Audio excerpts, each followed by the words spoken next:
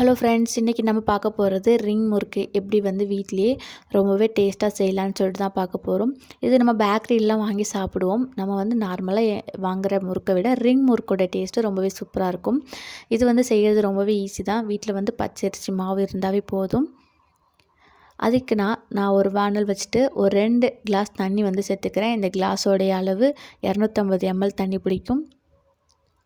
அதுக்கேற்ற மாதிரி வீட்டில் இருந்து நீங்கள் ஏதாச்சும் ஒரு கப்போ கிளாஸோ எடுத்துக்கோங்க. 1/4 டீஸ்பூன் அளவுக்கு மஞ்சள் தூள், 1/2 டீஸ்பூன் அளவுக்கு மிளகாய் தூள், 1/4 டீஸ்பூன் போல் பெருங்காயம் சேர்த்துக்கிறேன். ஒரு 1/2 டீஸ்பூன் போல் நான் ஓமம் சேர்த்துக்கிறேன். ஓமம் இருந்தால் சேர்த்துக்கோங்க, இல்லைன்னா நம்ம வீட்டில் இருக்கிற ஜீரகம் அதையும் சேர்த்துக்கலாம். 1 டீஸ்பூன் போல் நெய் சேர்த்துக்கிறேன். ரொம்ப அதிகமாக நெய் சேர்த்தா மாவெல்லாம் கலந்ததுக்கப்புறம் நமக்கு கொஞ்சம் பிசுபிசுப்பு தன்மை அதிகமாகிடும். அதனால் இந்த அளவுக்கு நெய் இந்த தண்ணிக்கு போதும். தேவையான அளவுக்கு உப்பு சேர்த்துக்கலாம். இப்போ இது எல்லாத்தையும் சேர்த்துட்டு நல்லா தண்ணி ஒரு டைம் மிக்ஸ் பண்ணிவிட்டு நம்ம டேஸ்ட் பார்த்துக்கலாம். நம்ம உப்புமா செய்கிறப்பெல்லாம் ஒரு கல் உப்பு அதிகமாக இருக்கும்ல, அந்த அளவுக்கு உப்பு பார்த்துக்கோங்க. காரம் நம்மளோட டேஸ்ட்டுக்கு ஏற்ற மாதிரி அட்ஜஸ்ட் பண்ணிக்கோங்க. இப்போ தண்ணி நல்லா கொதிக்க ஆரம்பிச்சதுக்கப்புறம் 1 டீஸ்பூன் போல் நான் எள்ளு சேர்த்துட்டு உடனே மாவு சேர்த்துக்கலாம். எந்த கிளாஸால் தண்ணி எடுத்தனோ அதே கிளாஸால் வீட்டில் அரைச்ச பச்சரிசி மாவு நல்லா அமுக்கி அந்த தலையை தட்டிட்டு சேர்த்துக்கலாம். ஒரு 3 டேபிள் ஸ்பூன் அளவுக்கு நான் ரவை சேர்த்துக்கிறேன். ரவை சேர்க்கறதுனால முறுக்கு நல்லா மொறுமொறுன்னு இருக்கும். இப்போ மாவு சேர்த்துட்டு அடுப்பை நல்லா சிம்மில் வச்சுட்டு கைவிடாமல் கிண்டி கொடுத்துட்டே இருங்க. தண்ணியோடைய ஹீட்லேயே மாவு நல்லா ஒரு 50% மேலேயே நல்லா வெந்துட்டு தண்ணியெல்லாம் ஒரு 2 நிமிஷத்தில் நல்லா உறிஞ்ச ஆரம்பிச்சிடும். இந்த அளவுக்கு வந்துடும். நம்ம கிண்டும் பொழுது கட்டிகள் எதுவும் வராமல் அடி பிடிக்காமல் பார்த்து கடகடன்னு கிண்டி இந்த அளவுக்கு வச்சதும் ஸ்டவ் ஆஃப் பண்ணிடலாம். இப்போ பாருங்கள், நம்ம தொட்டு பார்த்தா கையில் எந்த ஒரு மாவு ஒட்டாமல் நல்லா அந்த ஈரப்பதத்தோடு இருக்குது. இந்த ஸ்டேஜ் நமக்கு கரெக்டாக இருக்கும். ஒரு வேளை நம்ம அளக்கிற தண்ணியோடைய அளவு மாவும் கரெக்டாக இல்லைன்னா, தண்ணி அதிகமாக இருந்துச்சுன்னா இந்த சூட்லேயே ஒரு 2-3 டேபிள் ஸ்பூன் அளவுக்கு மாவு போட்டு சரி பண்ணிக்கோங்க. நமக்கு கையில் ஒட்டாமல் இருக்கணும் மாவு. சூடு ஆறுனதுக்கப்புறம் நம்ம மாவு சேர்த்தோன்னா அது டேஸ்ட் இருக்காது.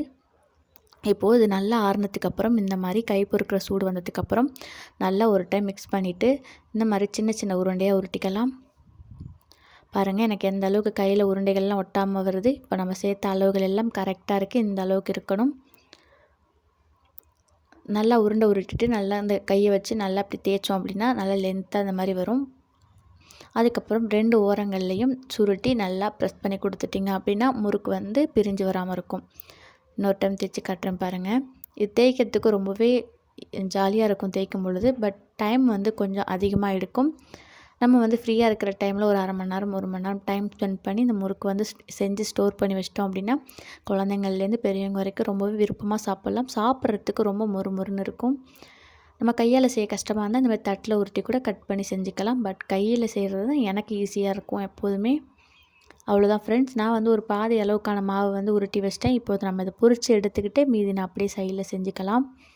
எண்ணெய் ஒரு ஹீட் ஆனதுக்கப்புறம் மீடியம் ஃப்ளேமில் வச்சுட்டு ஒவ்வொரு முறுக்காய் எடுத்து உள்ளே சேர்த்துக்கோங்க.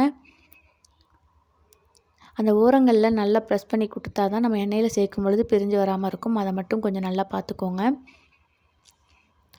இந்த முறுக்கு நார்மலாக நம்ம அரிசி மாவால் முறுக்கு செய்வோம் இல்லையா, முறுக்கு தீபாவளி டைம்லலாம் பொரிச்ச அரிசி உளுந்தெல்லாம் போட்டு முறுக்கு செய்வோம்ல, அதை விட இந்த பச்சரிசி மாவில் செய்கிற முறுக்கு வேகிறதுக்கு கொஞ்சம் டைம் எடுக்கும். அடுப்பு அப்பப்போ லோ ஹீட்லேயும் மீடியம் ஹீட்லேயும் வச்சுக்கோங்க தேவைக்கேற்ப. அந்த எண்ணெயில் இருக்கிற பபுள்ஸ் எல்லாம் நல்லா குறைஞ்சதுக்கப்புறம் நம்ம முறுக்கு எடுத்தோம் அப்படின்னா ரொம்பவே சூப்பராக நல்லா வெந்துடும். மேலே செவந்துருச்சின்னு சொல்லிட்டு அவசரப்பட்டு பபுள்ஸ் இருக்கிறப்ப எடுத்தோம் அப்படின்னா முறுக்கு உள்ளே மாவாக இருக்கும். ஃபுல்லாக கம்மியானதுக்கப்புறம் எடுத்தோம் அப்படின்னா ரொம்பவே சூப்பராக முறுமுறுன்னு முறுக்கு நம்ம வீட்டிலே ரெடி பண்ணிடலாம். கண்டிப்பாக நான் சொன்ன இந்த அளவுகளோடு நீங்கள் செஞ்சு பார்த்துட்டு டேஸ்ட் எப்படி இருக்குன்னு கமெண்ட்டில் சொல்லுங்கள். தேங்க்யூ ஃபார் வாட்சிங்.